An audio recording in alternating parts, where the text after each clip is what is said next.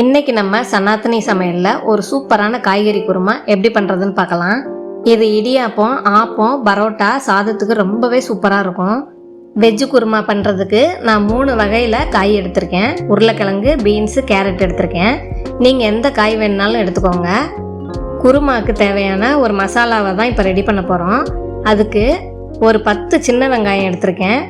அது கூட ஒரு சின்ன துண்டு இஞ்சி சேர்த்துக்கோங்க. ஒரு 4லேருந்து 5 பல்லு பூண்டு சேர்த்துக்கோங்க. காரத்துக்கும் குருமாவோட டேஸ்ட்டுக்கும் சின்னதாக ஒரு பச்சை மிளகாய் சேர்த்துருக்கேன். ஒரு 2-3 தலை கொத்தமல்லி சேர்த்துக்கோங்க.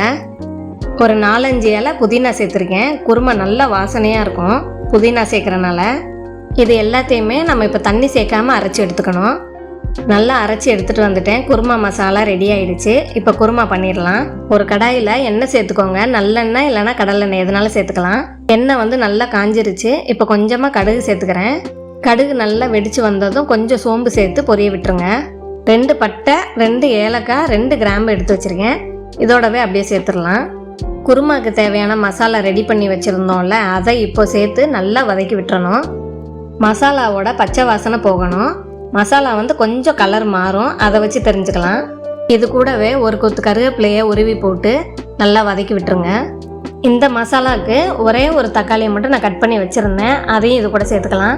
தக்காளியை 2 வதக்கி விட்டுட்டு தக்காளி குழஞ்சி வர்றதுக்கு இப்போவே காய்கறிக்கும் சேர்த்து கொஞ்சம் கல் உப்பை சேர்த்துக்கிறேன். தக்காளி நல்லா குழஞ்சி வந்துருச்சு. இப்போ நம்ம நறுக்கி வச்ச காய்கறி எல்லாத்தையுமே சேர்த்துக்கலாம். மசாலா கூடவே கொஞ்சம் நேரம் இந்த காய் லைட்டாக வதங்கட்டும். காய்கறியை வதக்கிட்டு குருமாவுக்கு தேவையான குழம்பு மசாலா பொடி 1 ஸ்பூன் எடுத்து வச்சுருந்தேன். அதை சேர்த்து நல்லா வதக்கிக்கலாம். குழம்பு மசாலா பொடி மட்டும் கொஞ்சமாகவே சேர்த்துக்கோங்க, ரொம்ப காரம் வேண்டாம். 2 பெரட்டிட்டு குழம்புக்கு தேவையான தண்ணியை சேர்த்துக்கலாம். அப்படியே நல்லா கலந்து விட்டுருங்க. காய்கறியும் நம்ம இதிலேயே வேக விடணும். குழம்போட மசாலா வாசனையும் போகணும். கொஞ்சம் நேரம் மூடி போட்டு அப்படியே வேக விட்டுருங்க. நல்லா கொதிச்சு எண்ணெய் விட்டுருக்கு. குருமா கொஞ்சம் கெட்டியாகவும் வந்திருக்கு. இப்போது நம்ம குருமாவுக்கு தேவையான தேங்காய் பாலை ரெடி பண்ணிக்கலாம். இதை நீங்கள் முன்னாடியே ரெடி பண்ணுறதா இருந்தாலும் ரெடி பண்ணி வச்சுக்கோங்க. கொஞ்சம் தேங்காயை பொடியாக கட் பண்ணி வச்சுருக்கேன். அதை ஒரு ஜாரில் சேர்த்துக்கலாம். ஒரு 1/4 ஸ்பூனுக்கு சோம்பு சேர்த்து நல்லா அரைச்சி குருமாவில் கொதி வரும்போது எடுத்து வச்ச தேங்காய் பாலை சேர்த்து ஒரு கொதி வந்ததும் ஸ்டவ்வை ஆஃப் பண்ணிடுங்க. அவ்வளோதான், குருமா ரெடி ஆயிடுச்சு. நறுக்கி வச்ச கொத்தமல்லியை மேலாப்பில் தூவிட்டு அப்படியே இறக்கிருங்க.